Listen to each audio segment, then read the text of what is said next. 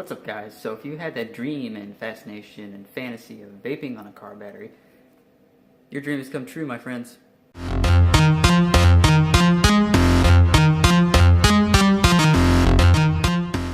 So what's up, guys? So this is the up close and personal with the RX300 by Wismic and Jabo. First off and foremost, the screen is definitely different, okay? So we have the RX2-3, 2/3 right next to it. Yeah, as you can see, they've done it's a different screen overall. Do I like it better than the RX2-3 or the RXs before it? I do, actually. I like the fact that they give you a lot of stuff that they did in the RX2-3, but to me, I like that it's easily readable. The overall style to it, this little half moon style, below, above the wattage here, power, of course it's in wattage and all that. As you can see, it's a good updated screen.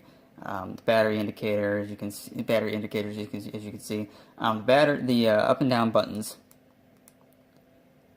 The up and down buttons on here are different, of course. This is the only thing I really have to compare it to. Size comparison, as you can see, I can get my hand around this one fairly. Like they said, it's ergonomic. You can really, you can rock it with the finger in the front, like here, using your index finger or your thumb. You can do that. Same thing with the RX300. It's just a bigger form factor. A lot more battery life. Of course, you got quad batteries. Here's the bottom section with the 12 battery venting holes, and they're all in 4. As you can see, they have 4 little, it's like indentations. To get to your batteries, you just press. It's kind of like a press down and a press and a pull over. As you can see, you heard that. Now it's just it opens up. It kind of reminds me of 213s from Sigelli and the IPVs. It reminds me of that because it's like a hinge door style type deal. As you can see, indication for which way your batteries are supposed to be installed. Positive, positive, negative, negative. This is what I recommend. When you put it down, you do this, and I usually just do the two finger method, and all you gotta do is watch. Press it down, and it's done. It's not difficult to press this down, and once it's there, it's not going anywhere. The finish on it, as you can see, is this it's not leather. This is not real leather. So if anybody thinks this is real leather, it's not. It's literally, when I pulled this out of the box, it has the extra stickers in there, and you heard me, it has extra stickers in it. This is not real leather. This is, like, I call it pleather kind of material. I think those stickers are brown, if I remember correctly, reading on the box. They're brown, so you have the option of running this with a brown, color to it, or a black color to it. Top 510. It's not bad. Not bad at all for what it is. Venting holes here, just like a typical RX. Using the RX2-3 as an example here. Fire buttons, there you go. Fire buttons, as you can see, are greatly different in size. This is smaller, considering it's somewhat of a smaller mod. This one's bigger because it's a big, beefier mod. But overall, up and down, as you can see, you press see as my keys are locked. Press and hold it like any other device usually, especially with the RXs. Now I can adjust the wattage up and down. I'm not going to get too much into the temperature control. I will link to Mike Vapes' video in the description if you want a more in-depth video on the TCR settings, temperature controls, and so on and so forth. This is just basic up and down, finish on it, what I think of it, how to install the batteries, and so on and so forth. So let's get back to 64 watts. So yeah, that's up close and personal. Like I said, very nice finish for what it is. Compared to like the Maxo or any other device out there that takes 4 batteries, I like this mod a whole hell of a lot better than the Maxo. But yeah, guys, let's go back up top and talk about it a little more.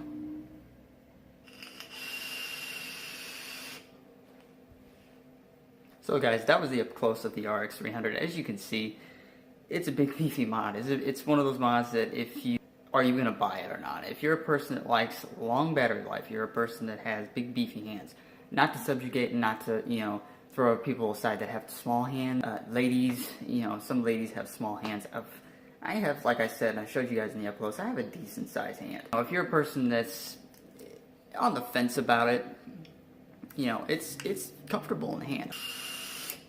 I did pay $49.99, actually $49 even. Unfortunately, my shops in my area did not have this in stock, so doing the review for it was kind of like, do I want to wait, or do I want to order it online and get it in, you know, the mail and then do the video, or should I say test it out, then do the video. I think this has only been out for, I want to say maybe a month.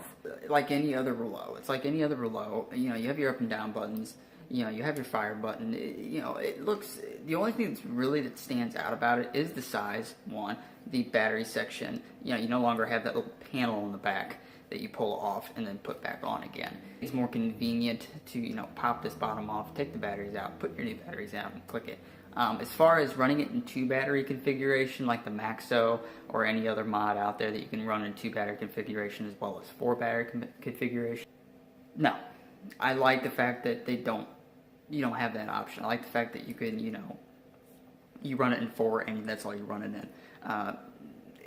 I don't like that because to me it seems like it just doesn't seem fitting. You know, now you have 2 batteries in there, and you have 2 extra openings where batteries are supposed to go, and it's just, to me, it seems kind of dumb.